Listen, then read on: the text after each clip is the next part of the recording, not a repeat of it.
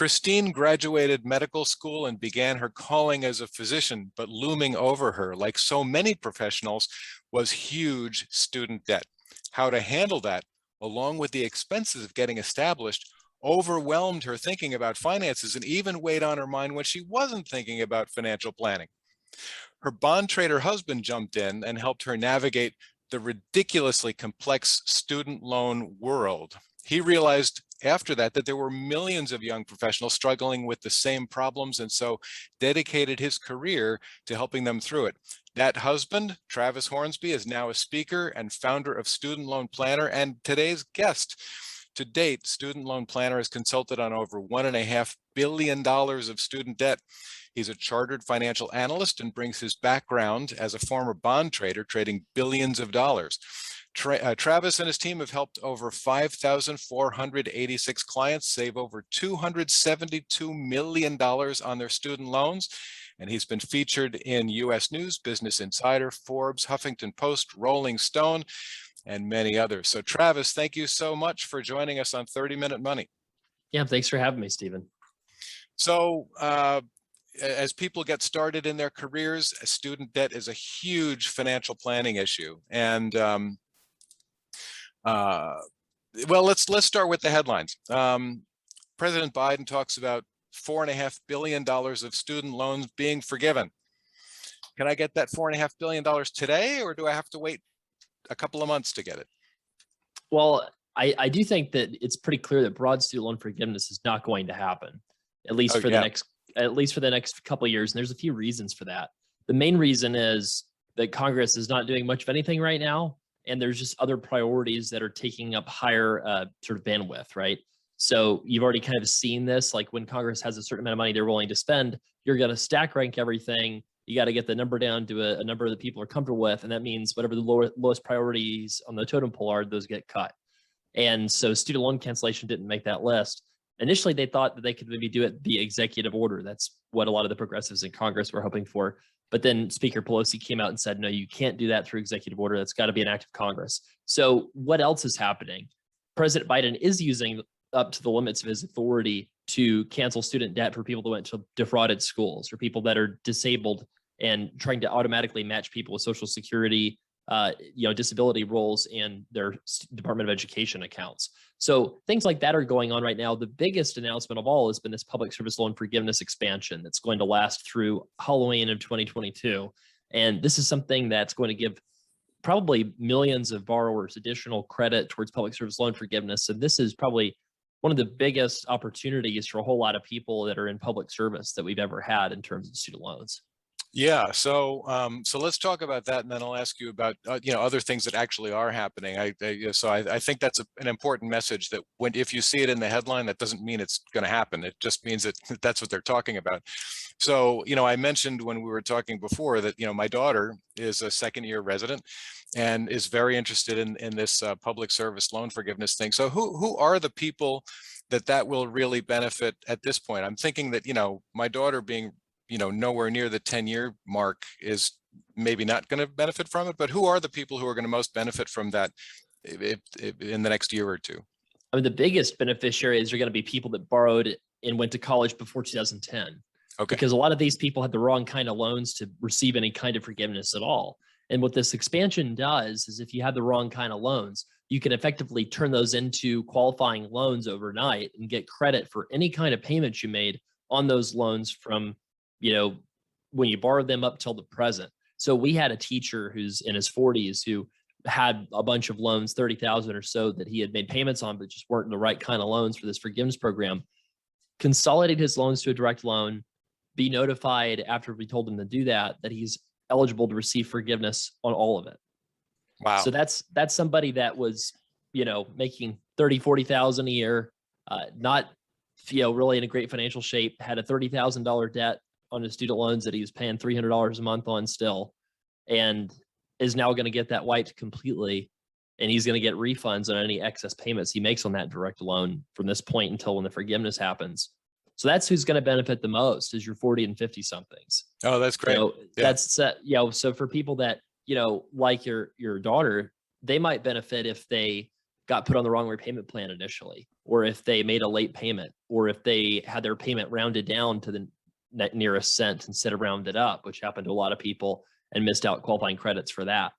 So the other thing that I would say it's going to benefit is all public servants, because it shows you that this PSLF program, at least until 2025, is not going anywhere, because that's, when you would have the very earliest opportunity for a Republican president, right? So this administration is very supportive of PSLF. And, if it were repealed, the Republican proposals for repeal have always grandfathered in people like your daughter that are already pursuing education and working towards that program. Yeah, and I want to talk generally about how people can manage student debt and get ahead, with their student debt. But before we leave this, so who qualifies as a public service employee for that forgiveness program? Yeah, that definition is probably going to change as well. So right now it's nonprofit or government workers, which is 25% of the American workforce. The Biden administration is going through a process called negotiated rulemaking right now, which is set to expand that qualifying employer definition to people that might work in a not-for-profit hospital, but might be employed through, say, a for-profit physicians group, or nurses that might work at a for-profit hospital but provide the same services as a nurse that works at a not-for-profit hospital does. So the Biden administration is closely looking at these issues and will probably broaden that definition. So if I had to just be a betting person, I would say that the program currently might benefit about 25% of the American workforce. I could see after some of these definition expansions that it might apply to as much as a third of the American workforce. Wow. Yeah, that's awesome.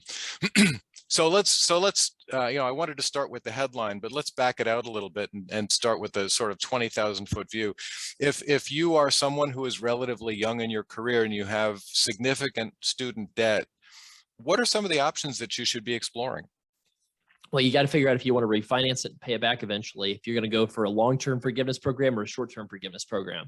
So those are the three paths, and it's always one of those three paths that's the best. You just got to figure out which one's the best for you. That's going to determine a lot. It's going to determine what payment strategy you use, both short-term and long-term, what kind of investment accounts you should have, how much you should be contributing to retirement, and what kind of career you should be pursuing. So I think that first up, I'll say that people need to actually, when I said that, what kind of career you should be pursuing, you should choose the career type and the career aspirations first, and then pick the loan strategy that matches that.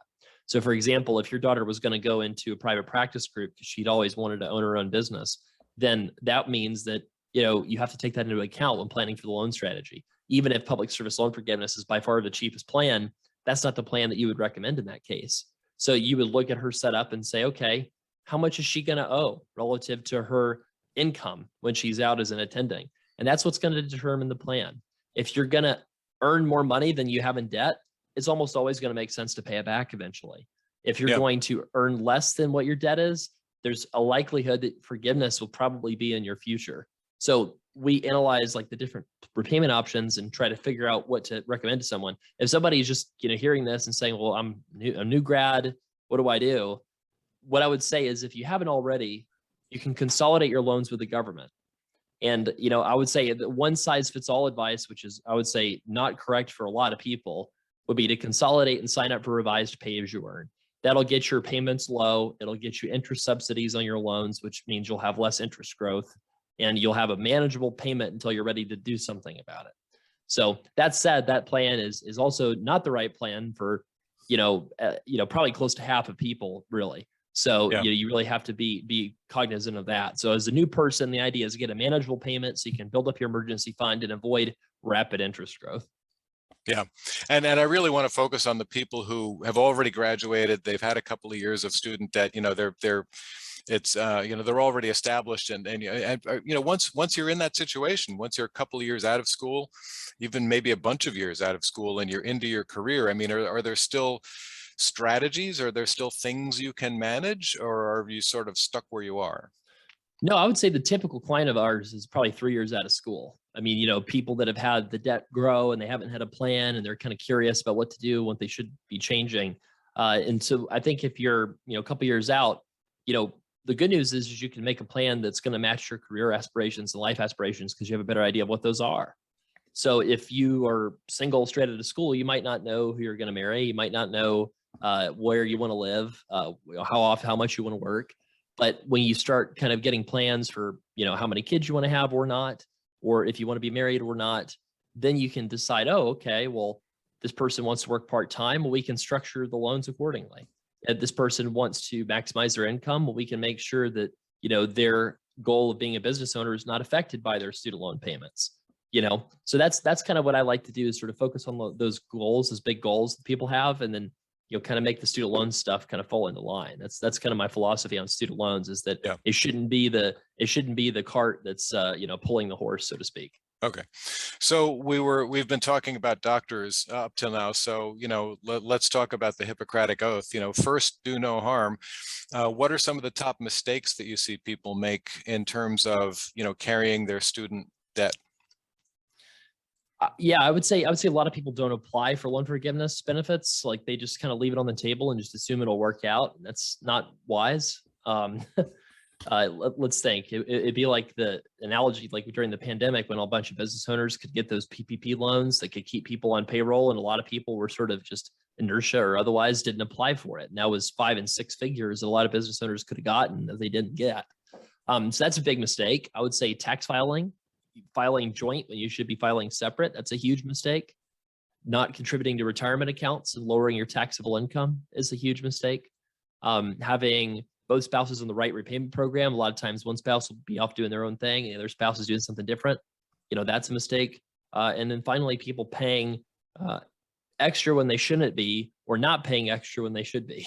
So It's like, you really would like only the people going for full repayment to be making extra payments. You'd like the people that are going for forgiveness to be paying the absolute minimum. But a lot of times people get confused and they start throwing money at the loans in sort of almost random type ways, based off of advice they've heard on the radio, or on a podcast. And that unfortunately costs people a lot of money. Yeah. And I just want to highlight something that you said in there, because, this is the kind of thing that people need to know in terms of strategies to manage student debt. And that is, filing, even if you're married, filing separate as opposed to joint. Most tax preparers would advise against that, obviously, because, you can potentially lower your taxes by filing jointly, but filing separately may get you benefits that have nothing to do with those taxes, like preferential student loan treatment. So I wanted to highlight that, make sure people heard it. Which is, so there are lots of, people who have student debt, get lots of solicitations and those kinds of things for consolidation or refinancing or those kinds of things. What are your thoughts generally about refinancing, and which is better, federal loans or private loans? It depends. Terrible answer, right? It depends. So, I mean, with refinancing, the thing that you got to realize is all these banks have a customer acquisition cost, right? So they're all paying websites like ours to show up on our websites. This is basically how they do things, right? So just like a mortgage company might pay a mortgage broker 1% to get mortgage brokers to send clients to their bank, right? That happens all over the place with student loan refinancing. They don't care if it happens on a website or a direct mailer, or because you heard about them from a friend, right? They just want to get more business. So what we've done that makes us different is we take that, fee that they pay for advertising, and we've rebate a big portion of that to the actual borrower. That makes us very different from other websites, and also makes us different that we offer the biggest bonuses for doing that. So we pay around $1,000 for people refinancing 6 figures as a cash bonus for refinancing their student loans. So if you go apply for a mortgage refinance, you're going to find the opposite, that you have to pay money in fees to do a mortgage refinance. So why would you use a private lender? Because they're going to give you a better interest rate.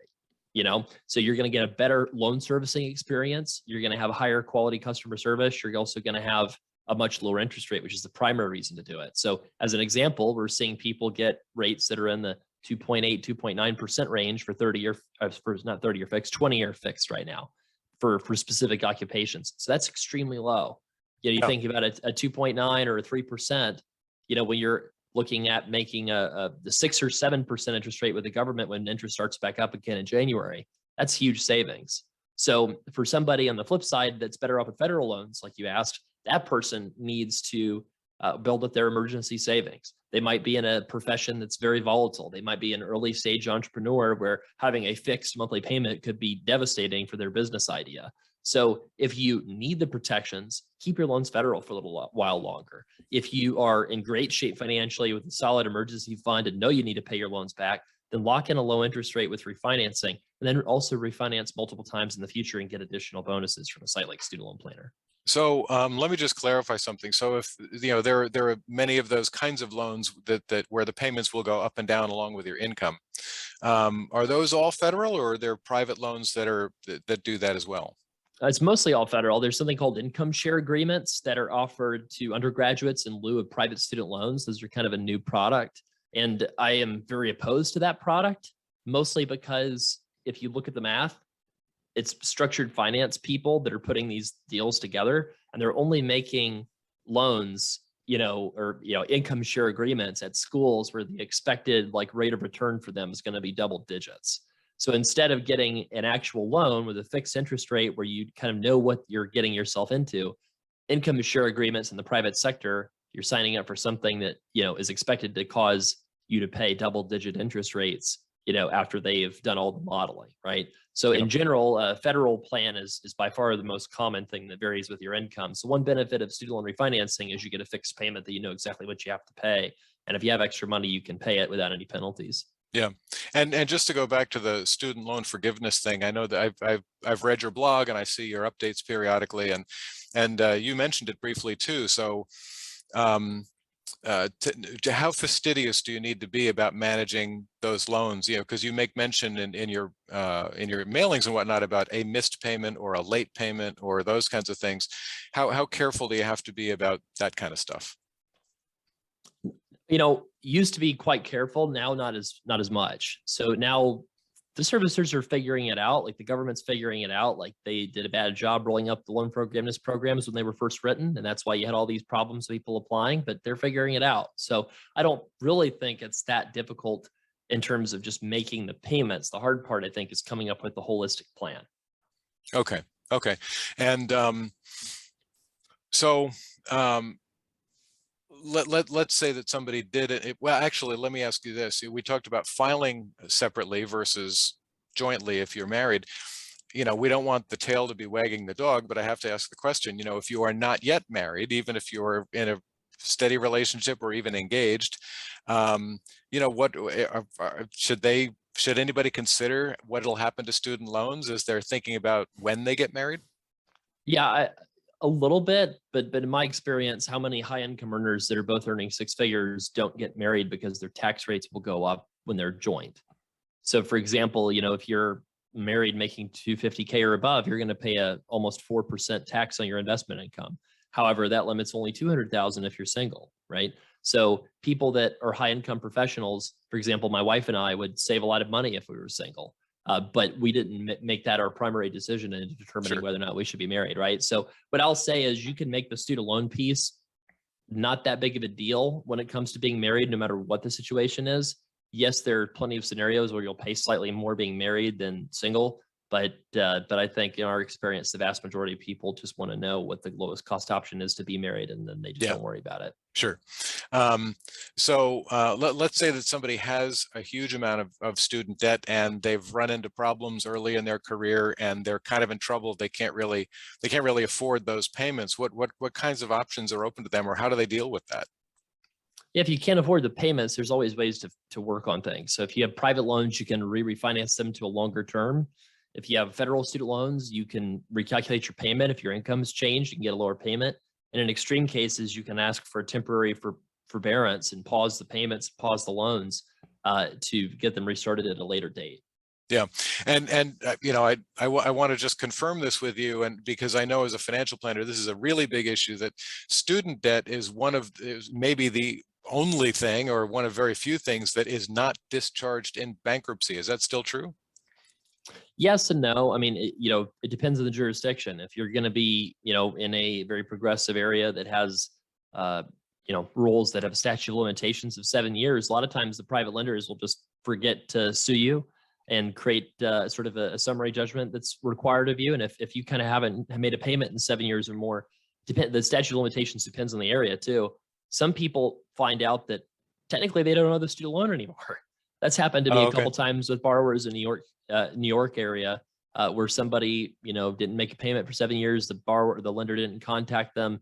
That person actually legally doesn't owe the student loan anymore, perhaps. So I think that the typical answer is you can't discharge it in bankruptcy, but some people can take advantage of loopholes if you talk to the right lawyer. Oh, interesting. Interesting. So you mentioned making smart decisions about what kinds of loans you get as you're getting your education. Any other thoughts about, what factors you should consider as you're going through undergrad or especially graduate education about what you should borrow and how? Yeah. So like if your daughter, for example, that's going through medical school is doing public service loan forgiveness, then the worst thing she could do would be to accept money from family to pay for medical school instead. It's what my wife did. She took out loans and some money from her parents, and they kind of saved less for retirement to help her pay for medical school and come out with a manageable debt. It turns out she could have gotten it all forgiven anyway. So that was essentially wasted money. So you want to be thinking about what your plan is after school when you're thinking about how to borrow for school. Oh, interesting. And what about parent loans? What about plus loans? What role what role is ideal for that to play in the strategy? I think the most popular way that parents like to borrow for school is through private student loans and co-signing for their children. The reason why is Parent Plus loans will give you an unlimited amount of money for school, and your child will not be on the loan. So a Parent Plus loan is only in the parent's name. The child has no legal obligation to pay them back.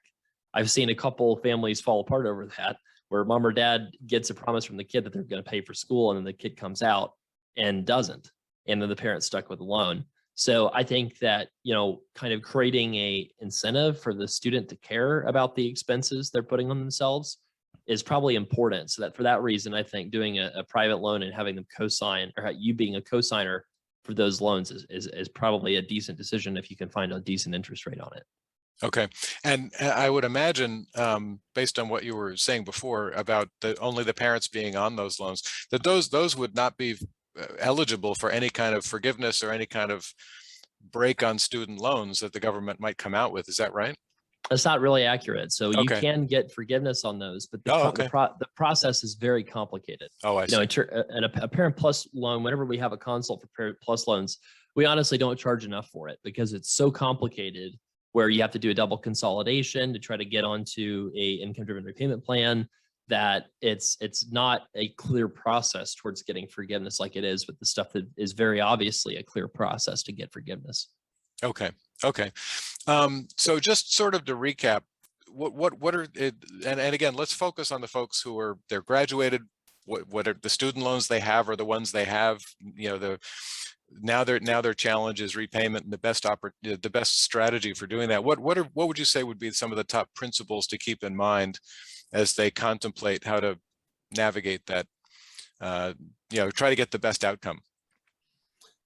Some of the principles I would say, let's see, is just basically live your life the way you want to do it. Don't think the student loans need to stop you from doing something. So, people that want to start a business, that's why the repay program exists. So you can put it on a $0 a month payment while you figure your business idea out and get interest subsidies. If you want to work part-time, that's why they created pay as you earn, to let you pay 10% of your income, which could be a lot lower payment if you're working part-time. People that want to take off maternity leave, you get up to 3 months of maternity leave counting towards PSLF if you're working at a qualifying employer. Even if that's unpaid leave, you can still get that to count because of FMLA. If you have, student loans with interest that you haven't checked out in a couple of years, you could probably cut that interest rate further and have that money go towards fun stuff instead of a bank's profits. So I would just say that the cornerstone principle that we have is, you're probably making a mistake on your student loan somewhere if you have more than 50,000. It's kind of like your income taxes. If you are a pure W-2 teacher, then TurboTax is very likely going to be sufficient for your needs. If you are a person with multiple sources of income and complex finances, a CPA will very likely pay for themselves. So it's the same story with student loans. You got a lot of debt, we'll probably find a mistake you're making. If you don't have a lot of debt, then it's a little bit more straightforward. Yeah. And you talk about the different kinds of loans. If you're in the middle of a loan, you can switch back and forth between those different types of loan? Well, if the loan's federal, then you can switch back and forth between different kind of payment strategies. But if a loan's private, you have to make the payment. Okay. Unless you refinance it. Okay. Got it. Well, here at 30-Minute Money, we're all about 30-minute action lists. If you're a young professional that has significant student debt, what would you put, besides calling Student Loan Planner, what would you put on that 30-minute action list? Yeah, I would go to your student loan servicer and I would actually just check your contact information. So whatever company you're used to getting information from about your student loans, maybe it's Nelnet or Navient or FedLoan or Great Lakes or Mohila or another company, I would just go to that website and just make absolutely sure that your phone number, your address, and your email are all up to date, because there's going to be a whole bunch of correspondence coming out in the next couple of months with payments starting again after 2 years of not making payments. So that's action step one. Action step two is figure out if you have a burden on you mentally from student loans. You know, if you're listening to this, maybe you're fine and you don't really get that worried about it, but maybe it is something that bothers you quite a bit.